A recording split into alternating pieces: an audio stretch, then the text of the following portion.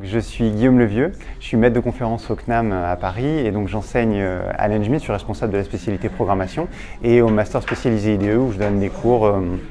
de moteur de jeu, de génération de contenu, etc. Il faut toujours un apport théorique, donc forcément il y a un peu de slides et on apporte du contenu, mais c'est avant tout une formation qui est faite par projet. Et donc ça se passe avant tout dans la collaboration avec les autres étudiants et dans la construction de projets. Et même les cours sont construits toujours sous forme d'une application derrière très concrète.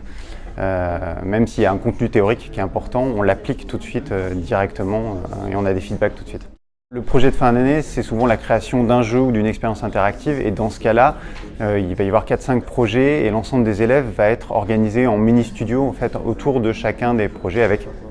des gens qui vont s'occuper plutôt par exemple du game design et d'autres de la création graphique, d'autres des aspects programmation, mais ils vont tous travailler ensemble à la création d'un projet particulier sur un temps assez long pour arriver à quelque chose d'abouti, de polish et de bien travaillé. L'ensemble des créations tout au long de l'année et puis bien sûr le projet final,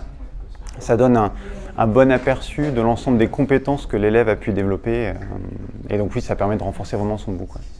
C'est quelque chose qui aujourd'hui est dans tous les plans de la société et tout le monde peut être intéressé et passionné par ce média